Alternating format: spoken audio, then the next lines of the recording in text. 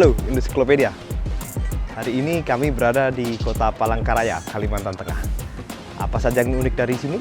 Kita akan bedah dalam 5 hal menarik di Palangkaraya.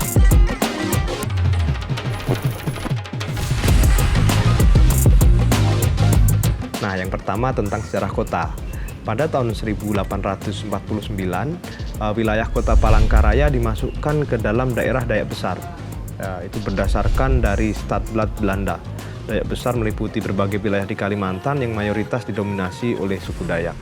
Nah, pada tahun 1946, daerah ini kembali dibentuk pada masa Republik Indonesia Serikat atau RIS yang diketuai oleh J. Van Dyck pada 18 April 1950. Daerah Dayak Besar dibubarkan dan wilayahnya kemudian dibagi menjadi beberapa provinsi di Kalimantan. Sedangkan dari nama kota sendiri, Palangkaraya sendiri merupakan gabungan dari 2 suku kata, yaitu Palangka dan Raya. Dalam bahasa Ngaju, Dayak Ngaju, Palangka berarti artinya tempat atau wadah, sedangkan Raya artinya besar.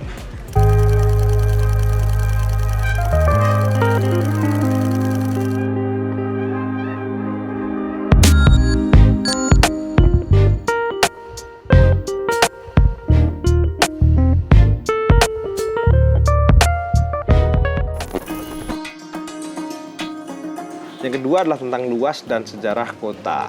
Luas wilayah Kota Palangkaraya ini kurang lebih 4 kali lebih besar daripada kota Jakarta. Wilayah yang sangat luas. Luas kota ini mencapai 2.400 km persegi. Sedangkan luas kota Jakarta hanya sekitar 660 km. Dengan luas wilayah yang begitu besar, Palangkaraya disebut sebagai daerah atau kota terluas di Indonesia. Selain kota Dumai di Provinsi Riau dan Tidore Kepulauan ataupun kota Sorong di Papua. Kota Palangkaraya diresmikan secara langsung pembangunannya oleh Presiden pertama, yaitu Presiden Soekarno pada tahun 1957 dengan menancapkan tiang di dekat Sungai Kahayan. Waktu itu wilayah Palangkaraya masih didominasi oleh kawasan hutan, sehingga akses masuk ke wilayah tersebut hanya dapat ditempuh melalui perjalanan sungai, yaitu Sungai Kahayan, sungai di belakang kita ini. Nah, pada saat itu Presiden Soekarno juga menempuh hal yang sama dengan menggunakan perahu.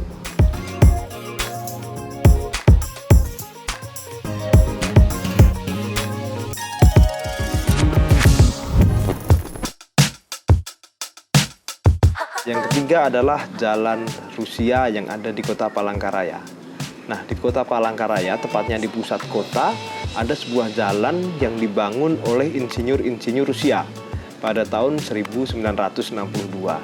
Jalan tersebut dibangun di atas lahan gambut, namun berhasil bertahan sangat lama, kurang lebih 50 tahun setelahnya. Karena ketika dibangun, jalanan tersebut dikeruk begitu dalam, kemudian ditimbun oleh kerikil. Jalan ini dikenal dengan sebutan nama Jalan Rusia. Namun secara administratif, nama jalan tersebut adalah Jalan Cilikriwut, sesuai dengan nama Gubernur pertama Kalimantan Tengah.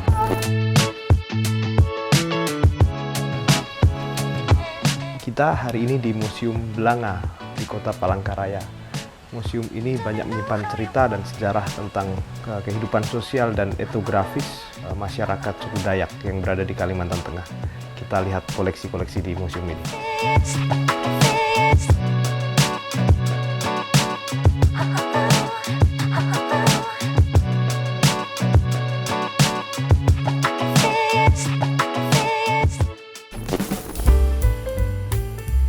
Yang keempat adalah kandidat ibu kota versi Soekarno. Kota ini adalah kandidat ibu kota yang diusulkan oleh Presiden pertama. Pada saat itu, Presiden Soekarno memandang Kota Palangkaraya sebagai daerah yang tepat untuk menjadi ibu kota baru. Untuk memastikan pandangannya tersebut, Presiden Soekarno bahkan sempat 2 kali mengunjungi Palangkaraya.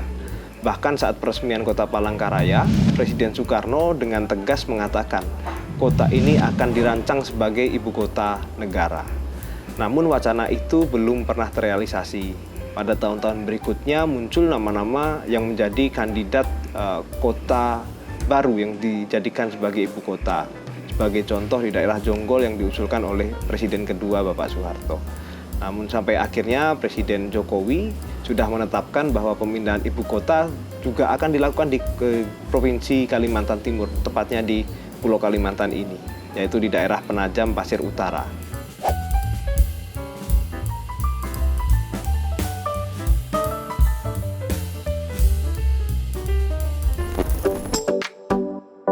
Yang kelima adalah kota ini dijuluki sebagai Kota Bumi Pancasila.